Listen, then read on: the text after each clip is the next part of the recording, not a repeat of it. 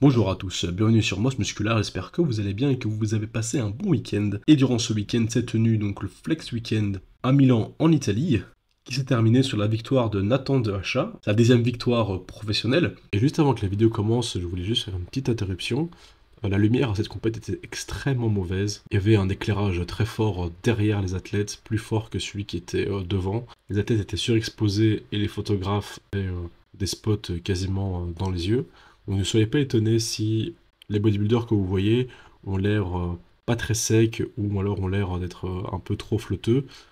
C'est en grosse partie aussi dû au fait que la scène était extrêmement mal éclairée. C'est pas la première fois, ça arrive assez souvent ces derniers temps. Je comprends pas pourquoi l'IFBB n'a pas un système où l'éclairage est le même partout à chaque compétition. Il serait peut-être temps qu'ils unifient leur système de lumière un peu partout. Alors bon, c'est un peu compliqué parce qu'ils ont des compétitions à travers le monde. Mais bon, après, faire un éclairage de bodybuilding, c'est pas non plus le truc le plus compliqué au monde, hein. Ça demande pas d'avoir 15 ingénieurs en son et lumière pour faire ça. Il suffit juste de mettre un spot au-dessus de l'athlète et un peu plus en avant, et le truc est réglé. Enfin bref, donc voilà, c'était juste une petite aparté. Profitez de la vidéo. Alors là, on l'a vu un petit peu moins massif qu'à son habitude, mais il était très très plein, bien rond et assez sec pour gagner. Il était très clairement le plus sec et le plus massif sur la scène, alors au niveau proportion, hein. C'est vrai que Regan était plus massif que lui, et je pense que Regan est plus lourd que lui, mais proportionnellement, en fonction de la taille et du poids, je dirais que Nathan était le plus massif et aussi le plus mature musculairement, même en termes de définition, hein, il était clairement le plus mûr, avec une peau bien fine et bien graineuse. Alors je suis pas hyper fan de l'abdomen de Nathan, je trouve qu'il est un petit peu trop long et que ça lui fait, surtout sur les obliques ressortent un petit peu trop. Maintenant bon bah c'est pas sa faute, hein, on a déjà parlé de ça, mais c'est morphologique, il peut pas vraiment y faire grand chose. Mais donc voilà, il est qualifié pour Olympia. Alors Nathan, ça fait plusieurs fois qu'il se qualifie pour Olympia et qu'il n'y va pas.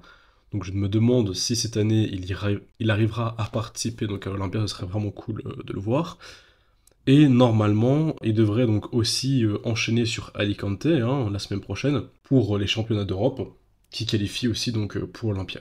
Ensuite, à la deuxième place, il y avait Regan Grimes, qui était incroyablement plus massif que les années précédentes. Je pense qu'il a dû prendre 10 kilos de masse pure sur les 2 dernières années.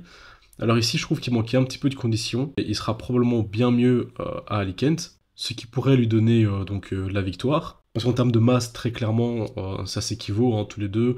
Regan, quand tu le vois à côté de Nathan, tu vois quand même qu'il est un peu plus grand, qu'il a davantage, qu'il est plus massif que Nathan. Maintenant, voilà, en termes de conditions et de maturité musculaire, tu vois que Nathan est quand même bien loin devant lui, et que donc, pour que Regan rattrape ça, bon, bah, il faut qu'il continue de sécher. Maintenant, il a une semaine devant lui pour arriver à le faire. Et quand on regarde la carrière de Regan, très souvent, de semaine en semaine, il s'améliore et il rattrape très souvent l'écart. Donc à mon avis, la semaine prochaine, il sera beaucoup mieux que cette semaine. Bien qu'il était bien mieux au pré-judging qu'au final, hein, on peut voir que sur les finales, il commençait un petit peu à prendre de la flotte, surtout sur les pectoraux et les épaules. On peut voir que les stries disparaissaient petit à petit, même que le remplissage partait légèrement. Donc ça aussi, ce sera peut-être quelque chose à régler, voir comment il gère le rebond avant les pré-judging et entre le pré-judging et le final. Ensuite, donc, on a eu Roman Fritz, très surprenant, qui prend la troisième place. Alors, c'est une place que je trouve plutôt méritée, sachant qu'il est déjà qualifié pour l'Olympia. D'ailleurs, je ne sais pas pourquoi il participe à cette compétition, et normalement, il participe aussi à Alicante, alors qu'il n'a pas besoin d'avoir une qualification. Maintenant, pourquoi pas, hein, c'est aussi cool de continuer à concourir. En fin de compte, c'est un bodybuilder, donc c'est un peu son job, hein. Ensuite, Yann Lang, qui faisait donc ses pro-débuts, très étonnant, et une grande surprise, qui prend la quatrième place. Un bodybuilder assez petit, je crois qu'il fait 1m65, donc on aurait plutôt l'habitude de voir un athlète comme lui en 212. Bon, maintenant il fait 110 kilos, je crois, ou un petit peu moins. Donc le 212, c'est mort. Alors ses quads sont incroyables. Pour un pro début, faire la quatrième place dans une line-up comme celle-ci, c'est quand même assez impressionnant. Donc bravo à lui. J'imagine que lui aussi va continuer un petit peu de tirer en essayant d'aller à Europe ou à Lille. En tout cas, là, c'est cool aussi de voir des bodybuilders chinois, un peu plus des bodybuilders asiatiques sur la scène. Ça manque un petit peu, je dirais, ils ont d'autres génétiques très intéressantes, très souvent des cuisses monstrueuses. Parce que bodybuilding, on a beaucoup de Brésiliens pour le moment, beaucoup d'Américains, beaucoup d'Européens, très peu d'athlètes d'Asie. Et donc ça peut aussi ramener une très grosse fanbase, hein, parce qu'il y a beaucoup de Chinois, donc il y a beaucoup de fans à mon avis. Et donc ensuite, pour finir, Blessing Awodibu qui prend la 5e place. Alors là, je suis vraiment surpris, étonné, pas de la 5e place, mais en fait simplement du physique qu'il a ramené. Là, il était très clairement plat. Sa condition avait presque disparu. Ses jambes étaient complètement voilées.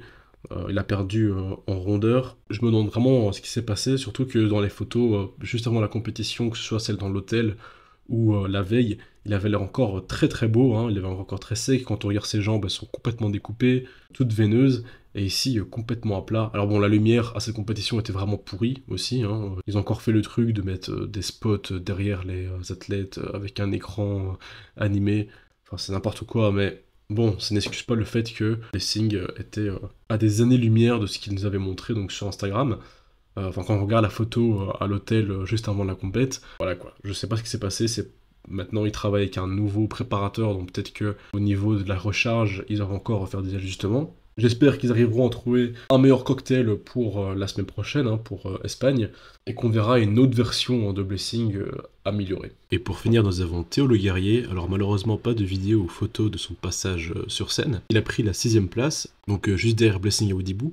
Pour moi, il aurait dû se placer devant Blessing, parce que déjà en termes de conditions, il était quand même bien plus défini que lui. Et malheureusement aussi, j'ai pas de comparaison à vous montrer, mais quand on le voyait à côté des autres athlètes, il n'avait pas l'air nécessairement d'être maigre à côté des autres.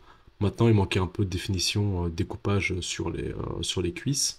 Peut-être aussi un petit peu de volume sur le bas du corps comparé aux 4 premiers. Pardon. Donc pour la suite, pour Théo, ce sera Espagne et j'imagine Lille. Je pense que l'objectif pour lui, c'est d'arriver encore un peu plus sec et un petit peu plus rempli, hein, un peu plus rond, parce que là, il m'avait l'air pas extrêmement rempli, donc que ce soit à Alicante ou à Lille. Maintenant, est-ce qu'il peut gagner ces deux compétitions? Alicante, je pense pas, parce qu'il y aura Regan, Nathan qui seront là pour sûr. Probablement aussi, pas probablement tout le top 5 en fait sera là-bas. Donc même avec une meilleure définition, je vois pas très bien Théo prendre la première place.